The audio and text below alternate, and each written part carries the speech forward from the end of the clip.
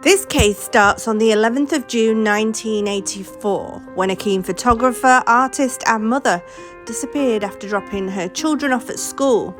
She never returned home, and her children had been waiting outside so long that a neighbour took them in. Her body was later discovered in a wooded area in Bristol. This is the case of Shelley Morgan.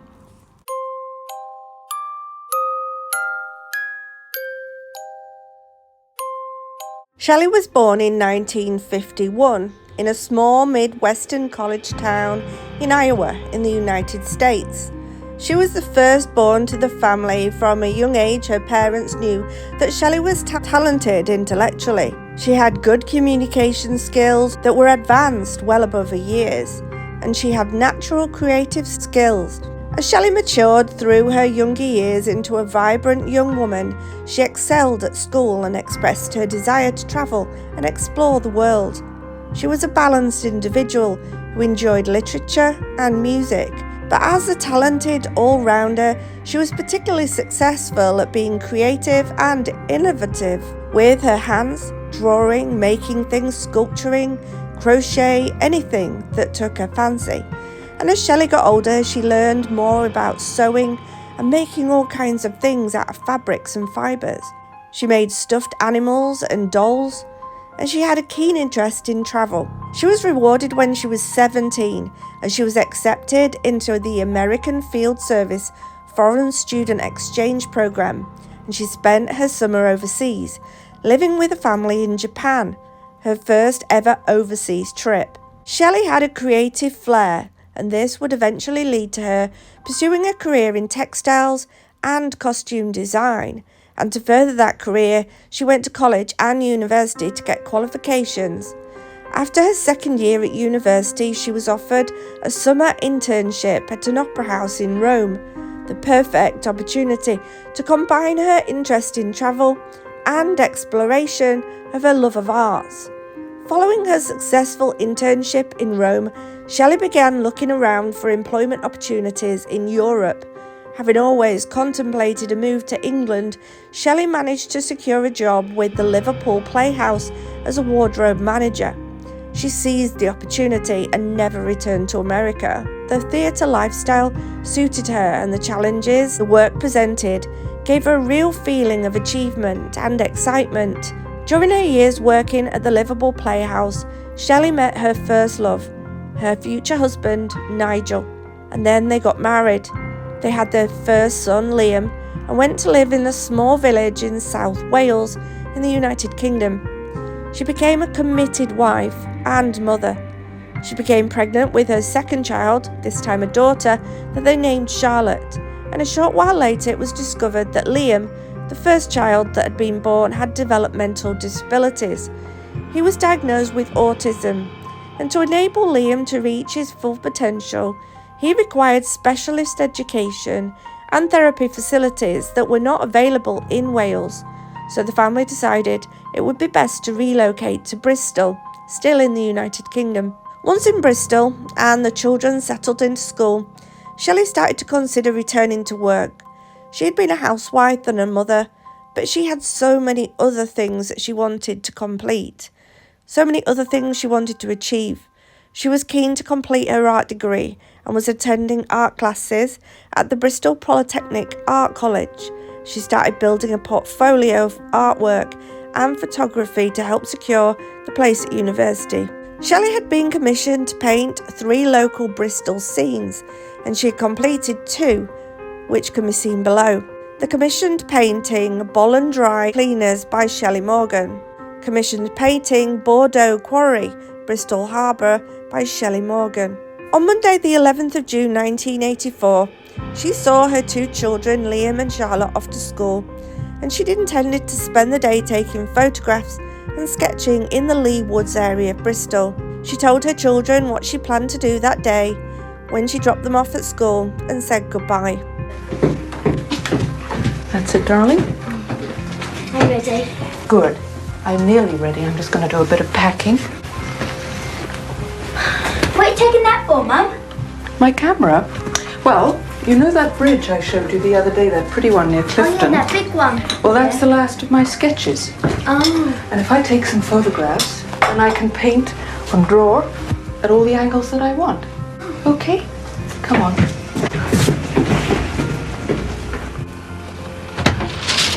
Oh, good morning. Good morning. Come on, darling.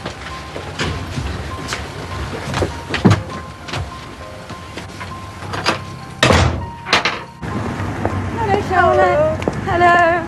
Home at the usual time? Yeah. Bye-bye. Bye. Later.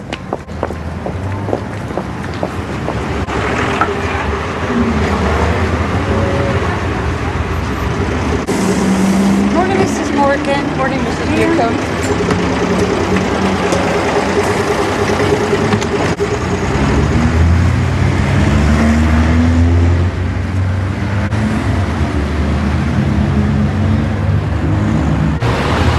A couple of hours after seeing her children off to school, sometime between 10 and 11 a.m, Shelley Morgan called into the sorting office in Kent Street to collect a registered letter. Got a banker's card. The letter contained money from her husband, which he sent every week while he was away working on their house in Wales.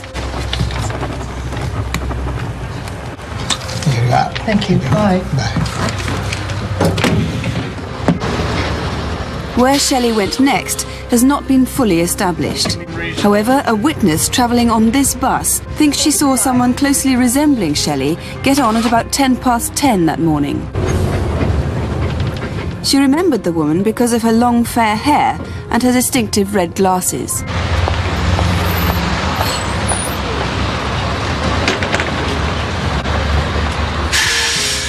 If indeed it was Shelley Morgan, that bus would have taken her to the centre of Bristol and the bus station. Police would like to hear from anyone who may have spotted Shelley after 11 o'clock that morning. If she did plan to photograph the Clifton Suspension Bridge, she could have got a bus from here.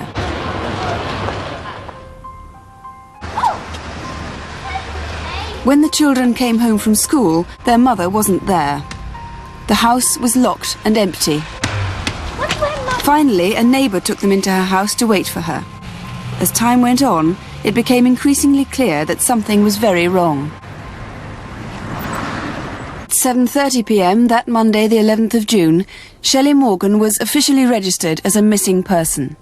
Months went by, birthdays passed, and still no word from Shelley. Fears were becoming expectations. Then on Monday, the 24th of September, police headquarters in Bristol received this dramatic phone call. I got some very important information about the missing woman from Windmill Hill. But unfortunately, this is going to turn out to be a murder inquiry. The body is in a Wall-Tree grave. I'm not certain whereabouts to. It's in Hannam River between the bottom of Conham Hill and the old T-Road. Police had to take this call seriously. Immediately, they launched an underwater search team to look for the body. After 19 days, their intensive search revealed nothing. At the time, Mrs. Morgan was wearing a scarlet-coloured top, a white skirt and maroon-coloured tights, along with large red circular glasses, and she was wearing a homemade patchwork bag. The call about the stretch of river at Hannam had been a hoax. Then just 2 days later, police were speeding west of the suspension bridge where Shelley had intended to take photographs, and west of Bristol to Backwell, just 8 miles from where Shelley lived. Their destination was Long Lane in Backwell, Avon. The missing person inquiry had become a murder investigation.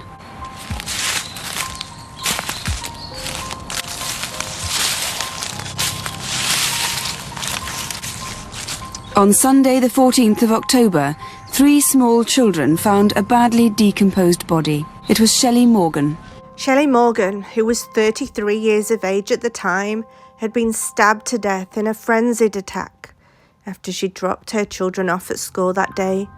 The mum of 2 was heading towards Lee Woods near Ashton Court, where she'd intended to spend the day sketching and taking photographs. However, she never made it. A post-mortem examination concluded that Miss Morgan, who was married, had suffered multiple stab wounds, and there was evidence that the attack was sexually motivated.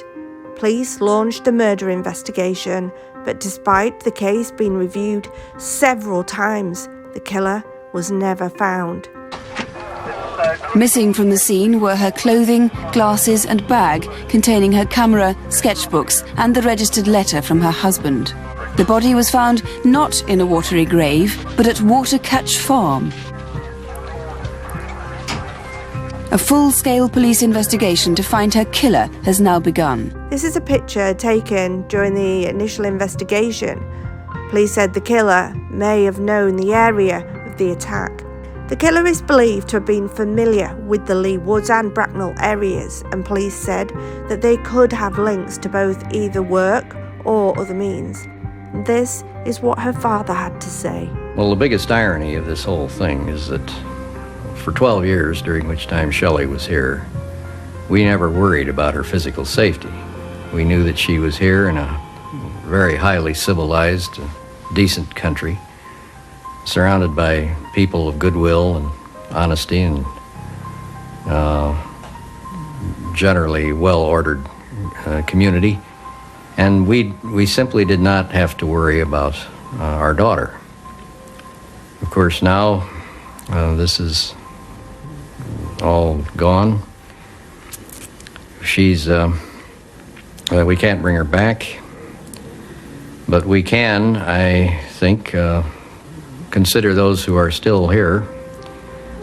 We feel that this person is an extreme menace to just about anyone. And we hope that anyone who might someday or somehow know something about this person, that they will be able to come forward to the police and convey this information to them. Well, Detective Superintendent, the anonymous caller who called you had a local accent. Do you think he would have had anything to do with Shelley's death, in fact? Well, we won't know until we trace him. I wouldn't have thought so. But it is very strange that he phones us 3 months after her disappearance. Why? Why was he phoning us at that time? Is there some little piece of information that he's got that he wanted us to be interested in? We won't know until we find him. What was the motive for her murder, do you believe? Well, it has all the appearance of sex. She was naked apart from her shoes and a pair of tights, face down in a copse. Her clothing's gone somewhere. We're still carrying out certain tests, but there's little doubt that it must have been a sexual attack and then a murder. That bag is very distinctive, isn't it? That might provide a clue. It is. That bag was made from a blueprint that her mother supplied from materials that we found at her home, very similar to the one she had. As you've already said, her dress is missing, her red spectacles are missing, the registered envelope is missing. All those items are somewhere. Her clothing is somewhere. And the most vital clue of all, of course, is the camera. This is the most vital clue that we have got, as you said. They appeal to anyone that may have that type of camera somewhere in their home from the 1980s. Check the serial number again.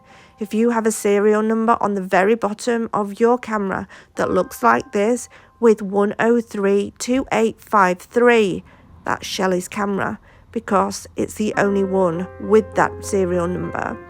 Speaking 5 years ago, Mrs. Morgan's sister, Holly Bryan, said, 35 years ago, my sister Shelley Morgan was murdered outside of Bristol, England. Her body was left in the woods and wasn't discovered for several months, so we don't know who killed her. She left behind her husband, 2 small children, one of whom is autistic. Shelley's death had a profound effect on our family, and her loss has been felt ever since. For 35 years, I've watched the events of Shelley's life pass by without her. It's been 35 years of silence and the life she didn't get to live.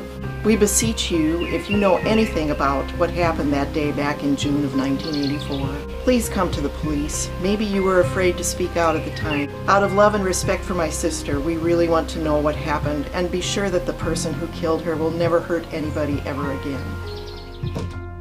Officers were appealing once more for anyone with information linked to the killing in the hope of finally solving this case.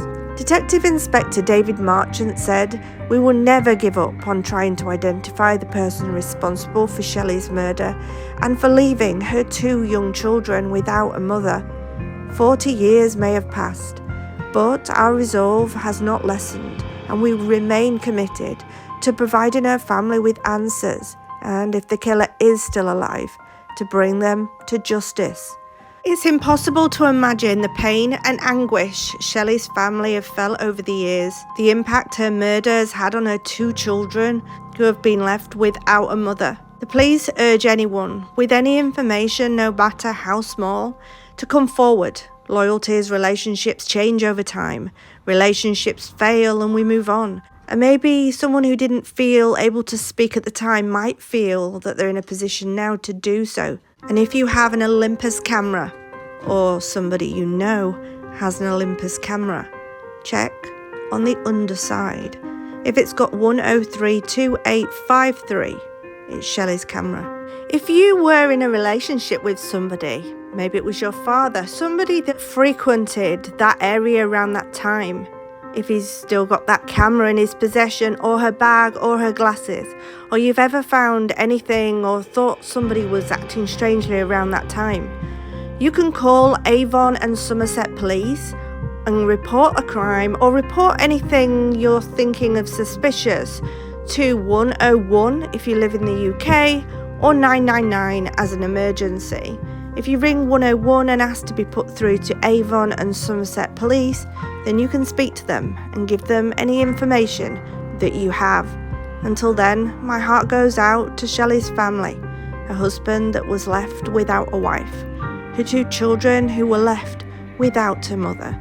I hope that this video may help in some tiny way to jog somebody's memory around that time. Thank you for listening, guys. Take care, and I'll be back with you again soon.